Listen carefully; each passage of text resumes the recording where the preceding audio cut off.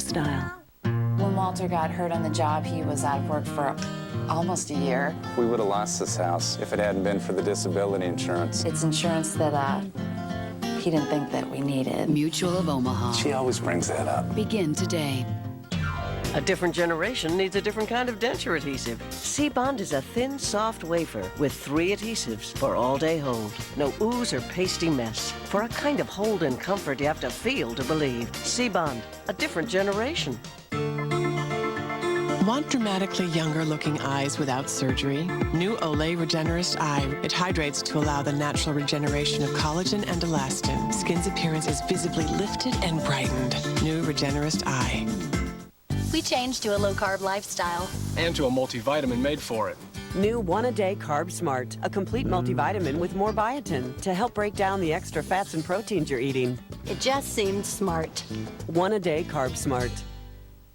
The allergy season's in full force. Most OTC allergy medicines may not last as long as you want. Not Benadryl allergy, not Chlortrimeton 4-hour, not Tylenol severe allergy. But just one dose of once daily Allegra lasts up to 4 times longer than one dose of most OTC allergy medicines for people 12 and over. Side effects are low and may include headache, cold, or backache. Don't let another allergy day go by without Allegra, because who knows how long this allergy season will last. Long-lasting Allegra. The relief goes on. It's a beautiful morning. I was never one to sleep in, which is good because being a teacher, you never really get to. After all these years, I have to say I still look forward to going to school. And I'm pretty sure the kids do too. Ask your doctor today about Vioxx and find out what Vioxx can do for you. My doctor prescribed Vioxx and I stayed with it. Vioxx.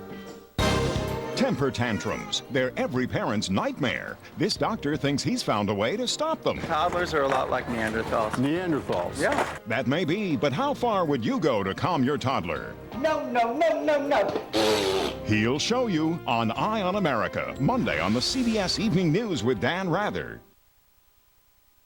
1. For most of the U.S. soldiers who survived the assault here 60 years ago, Normandy was just a way station on a path that took them deeper into Europe and then back home to America.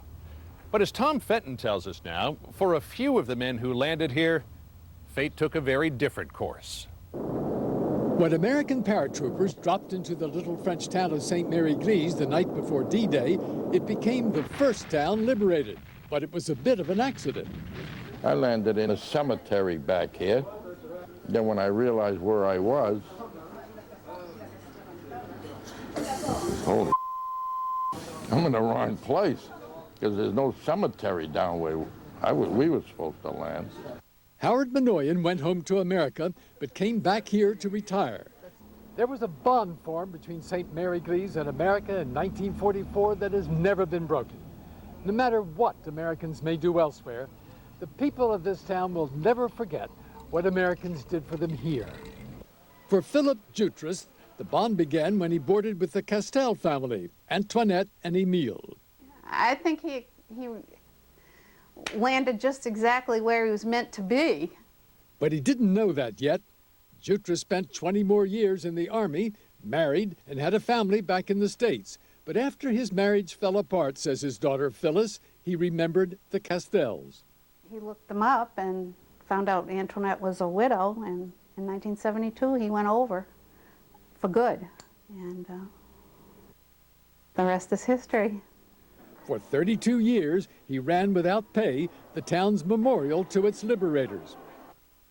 Philip Jutras died here just 2 months ago. I was looking for peace of mind and peace of soul, and I found it. As has Howard Minoyan. I will be buried here if I die here in this country. In the same graveyard you landed in? That's right, because the town has given me a lot. And a meaning to the lives and deaths of all the Americans who were here 60 years ago. Tom Fenton, CBS News, St. Mary-Glees, France. Even the youngest veterans of D-Day are now in their late 70s or early 80s. For many of them, this is the last major anniversary they'll see. And while they may pass from this earth, the legacy of the sacrifice they made on this ground will live on in every person who wakes to another day of freedom, lest we forget. And that's the CBS Evening News for this Sunday. From Normandy, I'm John Roberts. Good night. For news 24 hours a day, click on cbsnews.com. Brought to you in part by Walmart, bringing your community jobs, low prices, and support for neighborhood programs.